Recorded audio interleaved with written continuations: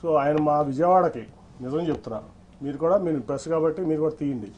2014 నుంచి 19 వరకు విజయవాడకి ఒక 100 కోట్ల రూపాయలు చంద్రబాబు నాయుడు గారు స్టేట్ గవర్నమెంట్ ఇచ్చింది చూపిస్తుంది. నేను తీసుకొచ్చిన సెంట్రల్ గవర్నమెంట్ ఇచ్చాను, ఇంక్లూడింగ్ టాటా ట్రస్ట్ కానీ ఏదన్నా కానీ.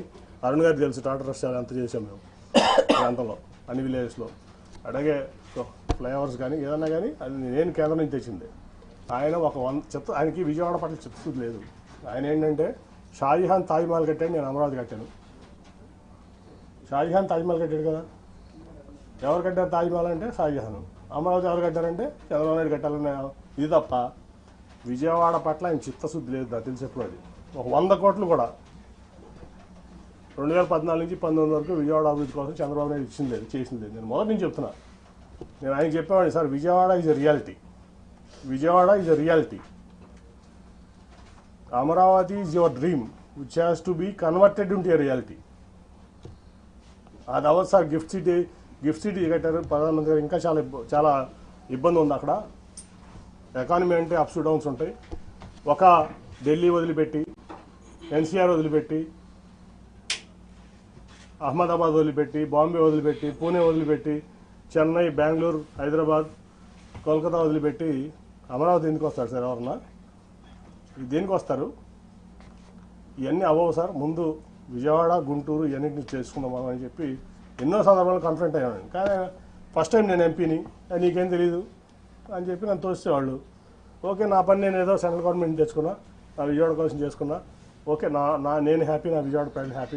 నన్ను వాళ్ళు ఓన్ చేసుకున్నారు, వాళ్ళు నేను ఓన్ చేసుకున్నా. రెండోసారి యాంటీవేలో కూడా నన్ను గెలిపించారు. దానికోసం నేను కష్టపడుతున్నాను, ఇంకా కష్టపడతా. సో నేను అనేది ఏంటంటే, నేను ఎప్పుడు ఆయన్ని టికెట్ అడగలా, ఈయన్ని టికెట్ అడగలా. సో నేనైతే జగన్ గారితో సేల్ చేద్దామని చెప్పి నిర్ణయించుకున్నా. సేల్ చేస్తాను, ఆయన ఏ బాధ్యతలు చెప్తే అది చేస్తాను. సార్ మీతో పాటు టీడీపీలో సిట్టింగ్ ఎంపీలు చాలా మంది పోటీకి దూరంగా ఉన్నారు, ఎందుకంటే మిగతా ఎంపీల గురించి తెలియదు కానీ విజయవాడ పార్లమెంట్లో అయితే టోటల్గా 60% టీడీపీ ఖాళీ చేసేస్తాం, దాంట్లో డౌట్ లేదు. సార్ ఇందాక మాట్లాడుతూ బోండా ఉమా గారి వైఫ్కి మేయర్ అభ్యర్థిగా ఇస్తే ప్రమాదం అని చెప్పాను. ఏంటి సార్ ఈ క్వశ్చన్? అది నాది చంద్రబాబు గారు అడగదు, ఆయన చెప్పిన మాట మీకు చెప్పా. ఇవాళ వరకు నేను ఎక్కడ కూడా ఎంత అవమానాలు తిన్నా నేను రివీల్ చేయాలి, మీకు కూడా తెలుసా సంగతి. ఆయన అన్నమాట అది, బోండా ఉమా గారి వైఫ్ని పెడుతున్నారంట, నిజమేనా అని అడిగారు నన్ను. ఇదే క్వశ్చన్, నాకు తెలియదు సార్, నేను అసలు దాంట్లో ఇన్వాల్వ్ అవ్వలేదు అన్న. కాదు అది చేస్తే చాలా ప్రమాదం, నువ్వు ఇమీడియట్గా మీ అమ్మాయిని పెట్టని చెప్పి పంపించారు. నన్ను ఢిల్లీ నుంచి విజయవాడ పంపించారు ఆయన. ఈ మాట ఇవాళ వరకు నేను ఎవరికి చెప్పలా, ఇంక్లూడింగ్ నా సొంత కుటుంబాన్ని చెప్పలా. 60% తెలుగుదేశం పార్టీ ఎన్టీఆర్ జిల్లాలో ఖాళీ అవబోతుంది. 60% ఏదైనా నేను జగన్ గారితో కలిసి ప్రయాణం చేయడానికి నిర్ణయించుకున్నా. ఆఫ్టర్ మై రిజిగ్నేషన్ నేను మానసిక వ్యభిచారం చేయను కొంతమంది లేక, మీకు అర్థమవుతుంది ఎవరో. కాబట్టి నేను రాజీనామా చేసి వచ్చి ఆయనతో సేల్ చేయడానికి, ఆయనతో పాటు సేల్ చేయడానికి పేద ప్రజలకి ఆయన అండగా ఉండే తీరుకు నాకు నచ్చింది. కాబట్టి ఆయనతో పాటు నేను నడుస్తానికి నేను సిద్ధపడ్డాను. ఆయన ఏదో ఇస్తే ఎంపీగా పోటీ చేయమంటాడా, ఖాళీగా ఉండమంటాడా, పార్టీ చూసుకోమంటాడా, విజయవాడ ఎన్టీఆర్ జిల్లాలో ఆయన ఇష్టం, ఆయనకు వదిలేసాం.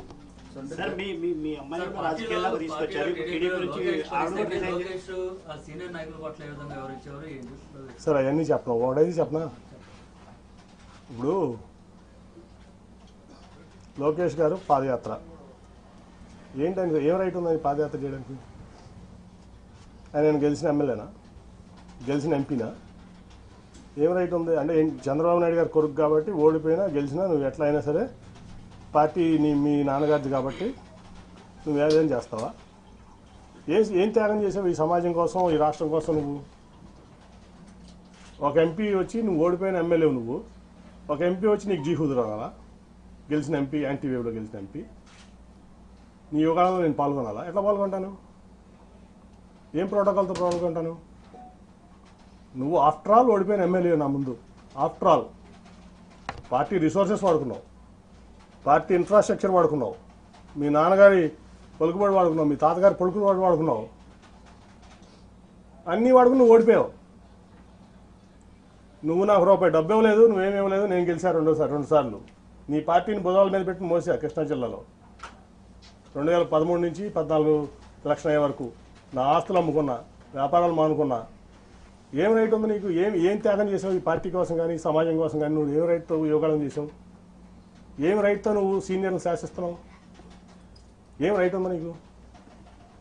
ఓ 10 సార్లు ఎమ్మెల్యే చేసావా? 10 సార్లు ఎంపీ చేసావా? ఏం ఆస్తి అమ్ముకున్నావు? నేను ఆస్తులు అమ్ముకున్నాను, 2,000 కోట్ల రూపాయల ఆస్తులు. నేను ఈ పార్టీ కోసం అనండి, నా ప్రజా జీవితం కోసం అనండి, నా వ్యాపారం ఆపుకున్నా. నువ్వు హెరిటేజ్ ఆపుకున్నావా? మీ నాన్నగారు వచ్చిన నుంచి ఇప్పుడు వరకు మీ కుటుంబం ఆస్తి అమ్మిందా ఈ పార్టీ కోసం? ఏం త్యాగాలు చేశారని నువ్వు యువకులను చేస్తావు? మమ్మల్ని ఎట్లా ఉండవమంటావు?